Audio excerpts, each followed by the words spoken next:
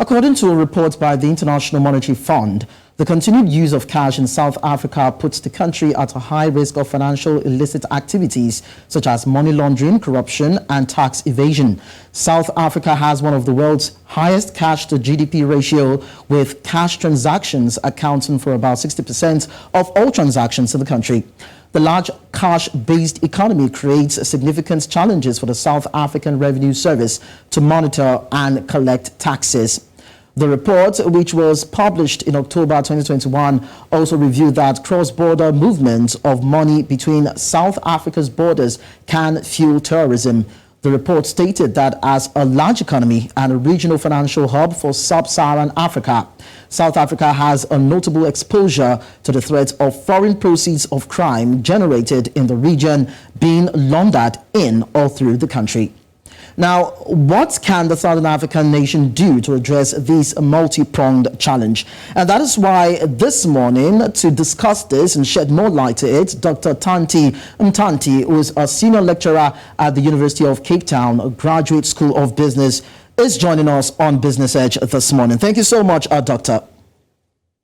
Thank you for having me.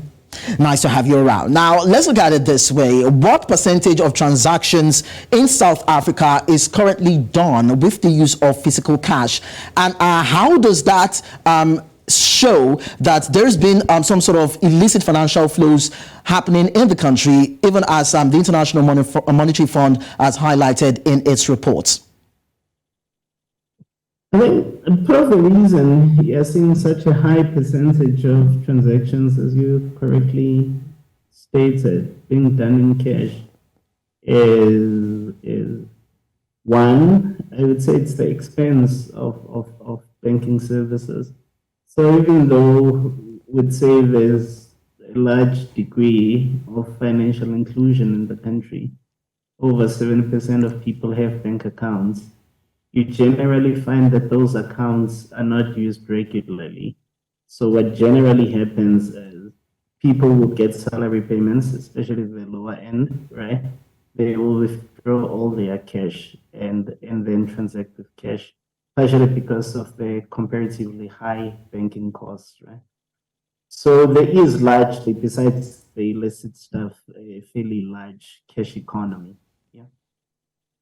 All right, so now that an international body, that is the IMF, is coming out with this report, in some quarters, they call it a damning report. And people are wondering how this would affect the country's image, its economy, and of course, its finance and bilateral relationship. Now, what implication do you think it will have on these variables? Well, it's not just the IMF reports. There's FAFT that has grey-listed South Africa. I think it's the only country in the G20 that has been grey-listed. South Africa has very large financial markets that are integrated with the rest of the world, right? It attracts fairly large portfolio flows into its bond markets. Obviously, the grey listing will mean the counterparties have to conduct a bit more due diligence, right? And generally, people who have studied this, it's a unique case. It's actually a unique case because a lot of the countries that have been grey listed do not have such large financial markets, and they're not as integrated into the world financial system. And it's an interesting case from that perspective. But generally, what we tend to see is foreign investment tends to generally decline, right? Portfolio investment tends to generally decline as a consequence of grey listing, right?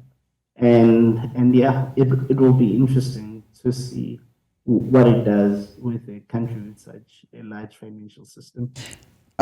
Doctor, you might need to speak up so that we can hear you properly and have a very robust conversation even as we try to unravel this. Now, going back to the discussion, you talked about the fact that South Africa has a large financial market system, which according to reports is largely driven by the informal sector. So I'd like to know how important it is for this particular sector to make do with physical cash to transact its businesses. So much so that the IMF is saying that it should transition to the use of digital payments. So how would that happen? Number one, it has to do with how this financial cash means so much for the informal sector, and two, how the informal sector will be able to transition from the use of physical cash to digital platforms or e-payments, so to speak, without jeopardizing business activities. Yeah, we said compared to East Africa, in South Africa, the development of like your mobile money or your fintech platforms has been generally low or fairly weak, partially because of pretty extensive regulatory requirements. So I think that might be one of the things they really zero in on. The informal economy has issues with cost, right?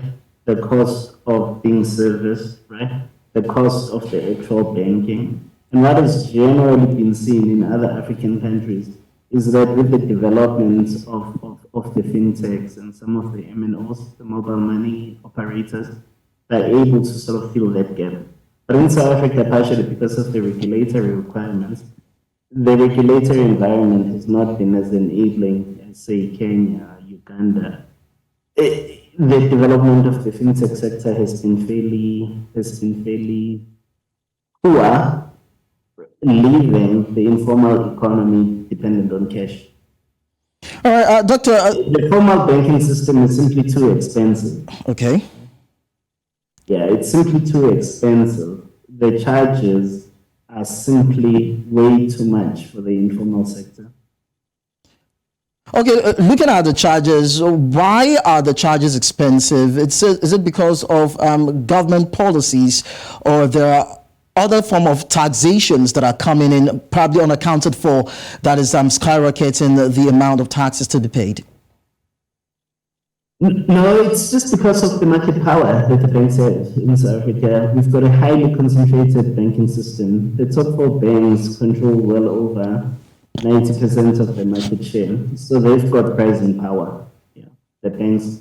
And comparatively, the policy of the Reserve Bank has been partially to maintain that oligopoly. So there has not been enough competition. The argument there has been for financial stability.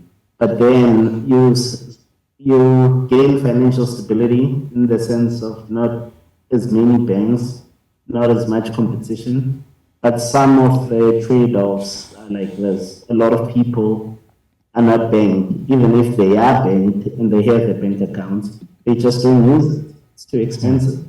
All right.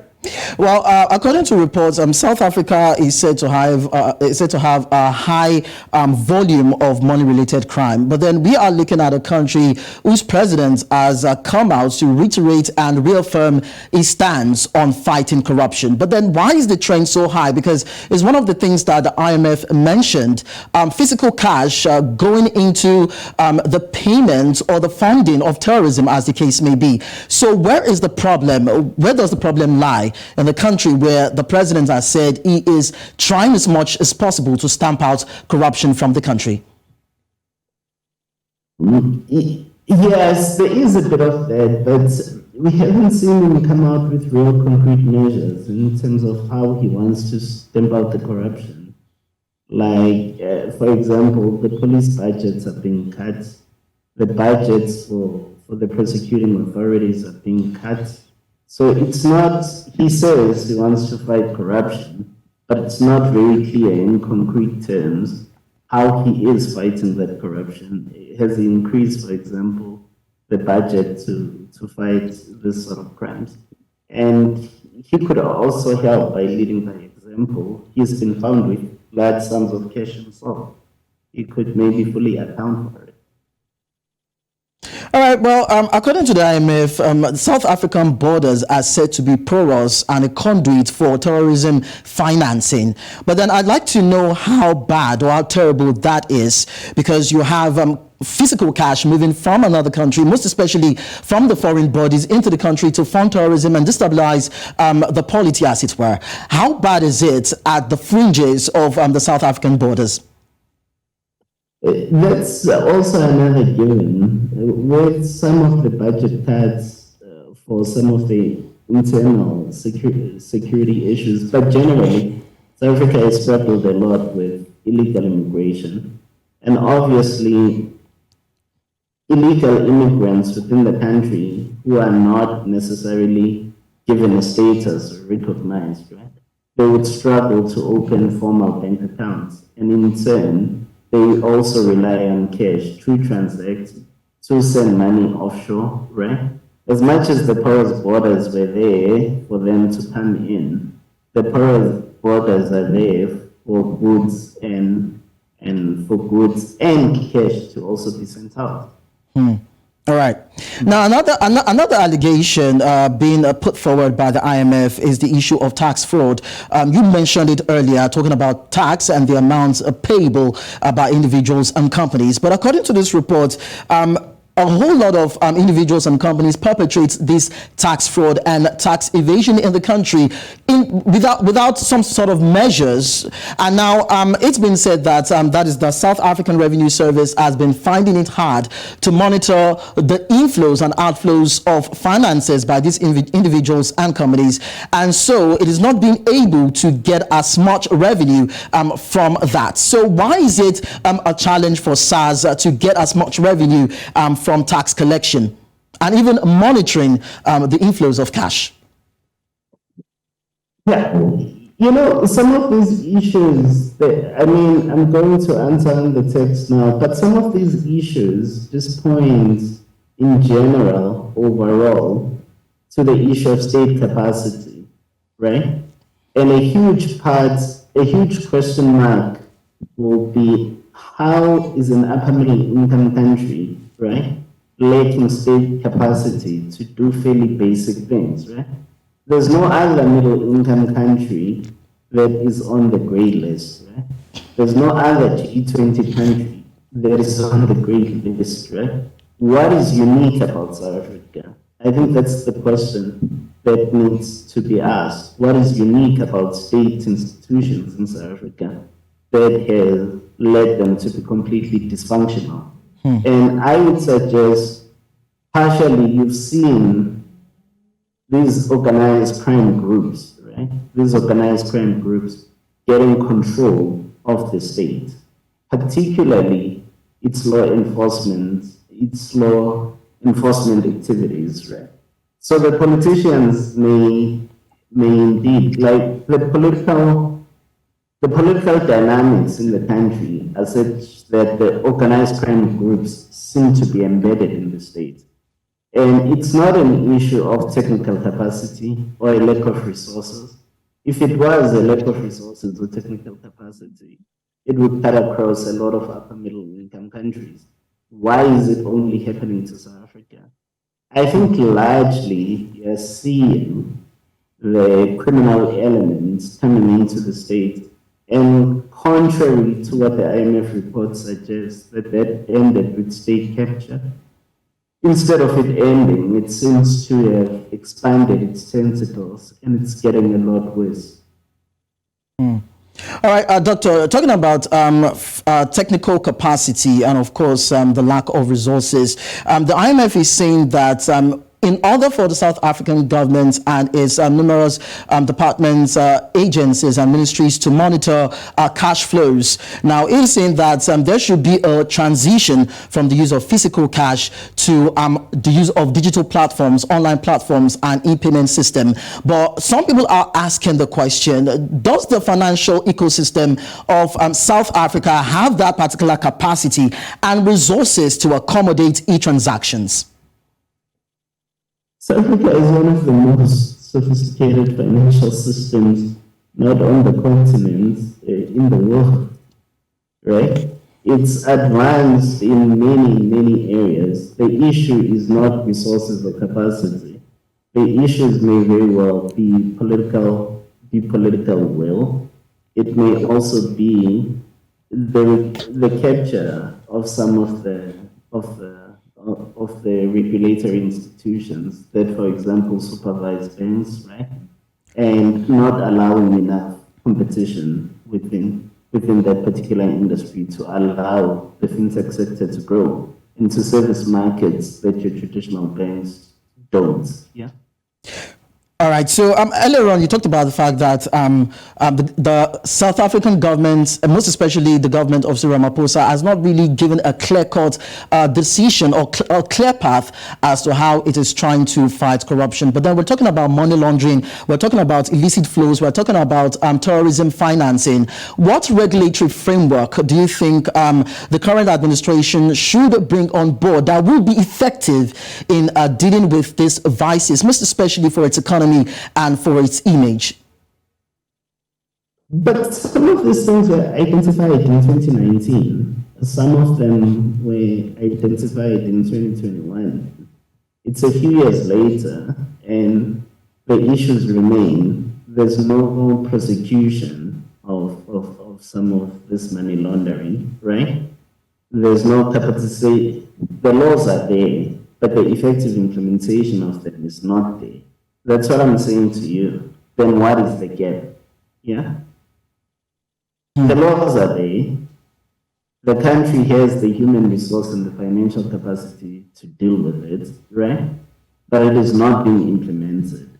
The point I'm asking is why? Yes? The president has spoken a lot about corruption, right? But effectively, how many people have been prosecuted? How have states, besides persecution of individuals, right? How have state institutions been capacitated to ensure that they are effective in prosecuting such crimes? It's easy to say I'm against corruption, but I'll cut the budgets of the institutions that are meant to fight corruption, right? I'm against corruption, but I'll cut the budgets of the institutions that are meant to persecute corruption, right? I'm against corruption, but I will not institute measures to make sure that systemically some of the institutions that are meant to enforce these laws are more independent and shielded from political interference. Okay. Right? So we've heard the government talk a lot about dealing with corruption, but concretely, what are the measures that have been taken to do so, right? Okay. And if an issue has been highlighted for 4 years, concretely, how did the country react? Right? So basically, Doctor, it's all about having the political will to implement the frameworks and, of course, the initiatives that will decisively put an end to corruption, or even if not putting it to an end, reducing it to the barest minimum so that it can have a beautiful and a fantastic economic image, most especially in the eyes of the international community. But then we'll continue to see what the South African government will be willing to do as regards the IMF report that just came out as regards this. Thank you so much, Doctor, for joining us. Thank you.